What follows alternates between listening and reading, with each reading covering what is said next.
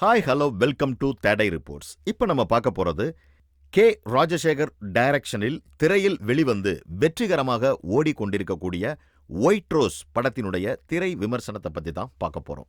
இந்த திரைப்படத்துல ஆனந்தி திவ்யா அப்படிங்கிற கேரக்டர்லையும், ஆர்.கே. சுரேஷ் திலீப் அப்படின்ற கேரக்டர்லையும், ரித்திகா சக்ரபோர்ட்டி சுவாதியாகவும் நடிச்சிருக்கிறாங்க. வாங்க இப்போ இந்த திரைப்படத்தினுடைய விமர்சனம் எப்படி அப்படின்னு பார்க்கலாம்.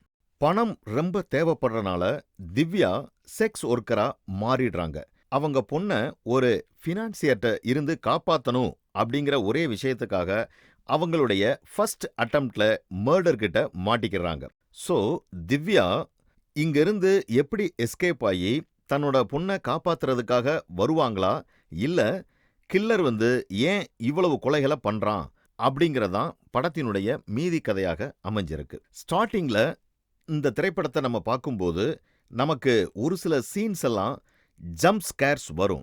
பட் ஒரு ஹாண்டிங்கோட மியூசிக் வரக்கூடிய சீன்ஸ் எல்லாம் நம்ம பார்க்க நம்மளுடைய ஹார்ட் பீட்டை அப்படியே ஃபாஸ்டா எடுத்துட்டு போற மாதிரி தாங்க இருக்கும். திரைக்கதையில இன்னும் கொஞ்சம் கவனம் செலுத்தியிருந்தா சிறப்பாகவும் இன்னும் கொஞ்சம் கதை அருமையா அமைஞ்சிருக்கும் அப்படின்னு நம்ம சொல்லலாம். திரைக்கதையில இன்னும் கொஞ்சம் கவனம் செலுத்தியிருந்தா ஒரு த்ரில்லிங்கான கதையாக இது அமைஞ்சிருக்கும். இந்த திரைப்படம் ஒரு சைக்கலாஜிக்கல் டிசார்டர் ரிலேட்டடான ஒரு கிரைம் ஸ்டோரி தாங்க இந்த திரைப்படத்தினுடைய கதை. இந்த சைக்கலாஜிக்கல் டிசார்டரை செக்ஸுவல் பிஹேவியரோட லிங்க் பண்ணியிருக்கிறாங்க. இந்த மாதிரி ஆல்ரெடி வைபவ் நடித்த படமான ரணம்ல நம்ம ஏற்கனவே பார்த்துருப்போம். ஆனாலும் மற்ற விஷயங்கள்னால மெயின் மெசேஜை ஓவர் ஷேடோ பண்ணுற மாதிரி இருக்குன்னு சொல்லலாம்.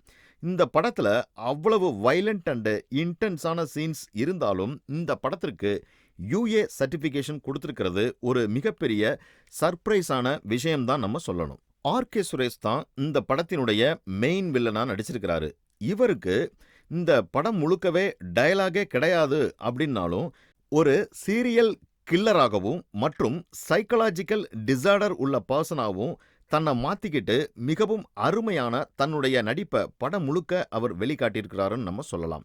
பேக்ரவுண்ட் ஸ்கோர் ஃபுல்லாகவே மிகவும் சிறப்பாக இந்த திரைப்படத்தை அடுத்த லெவலுக்கு எடுத்துட்டு போயிருக்குன்னு நம்ம சொல்ல முடியும். இந்த திரைப்படத்துல திவ்யா எப்படி தப்பிச்சு சர்வைவ் ஆகிறா அப்படிங்கிற ஒரு விஷயத்தை ஃபோக்கஸ் பண்ணாம இன்னும் கொஞ்சம் இந்த கேரக்டரை அழகா எக்ஸ்ப்ளோர் பண்ணி காட்டியிருந்தா இன்னும் கொஞ்சம் நல்லா இருந்திருக்கும்னு சொல்லலாம். இந்த படத்தினுடைய 75% ஆஃப் ரன் டைம் பார்த்தீங்கன்னா ஆடியன்ஸை கம்ப்ளீட்டாக கிரிப்பிங்லையும் ஒரு நல்ல சஸ்பென்ஸ்லையும் தான் ஃபுல்லாக பில்ட் பண்ணியிருக்காங்கன்னு தான் நம்ம சொல்லணும்.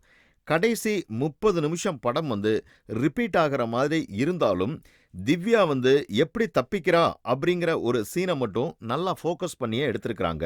ஆனந்தி ஒரு வருத்தப்படக்கூடிய அம்மாவாகவும் மற்றும் ஒரு ஸ்ட்ராங்கான பெண்ணாகவும் இந்த திரைப்படத்தில் ரொம்ப அழகாகவே பெர்ஃபார்ம் பண்ணியிருக்கிறாங்க. இந்த படத்தினுடைய எண்டிங் நம்ம எல்லாருமே ப்ரிடிக்ட் பண்ணுற மாதிரி அமைஞ்சாலும் படத்தினுடைய கிரெடிட்ஸ் ரோல் ஆகும்போது இந்த படத்துக்கான தலைப்புக்கும் கதைக்கும் எந்த மாதிரி ஒரு விஷயம் நடந்திருக்கு அப்படிங்கிறத நம்ம எல்லாருக்குள்ளேயுமே திங்க் பண்ண வைக்குது அப்படின்னு தான் நம்ம சொல்ல முடியும். மொத்தத்துல இந்த ஒயிட் ரோஸ் திரைப்படம் எப்படி இருக்கு அப்படின்னு கேட்டோம்னா ஆடியன்ஸ்க்கு மத்தியில ஒரு பரபரப்பாக பேசக்கூடிய படமாகவும் ஒரு அருமையான கிரைம் த்ரில்லர் மூவியாகவும் இயக்குனர் எடுத்திருக்கிறாரு அப்படிங்கிறதுல கொஞ்சம் கூட சந்தேகமே இல்லை. கண்டிப்பா இந்த திரைப்படத்தை நீங்க ஒரு குடும்பத்தோடையும் ஃப்ரெண்ட்ஸோடையும் சேர்ந்து என்ஜாய் பண்ணி பார்க்க வேண்டிய படமா தான் இந்த திரைப்படம் அமைஞ்சிருக்கு.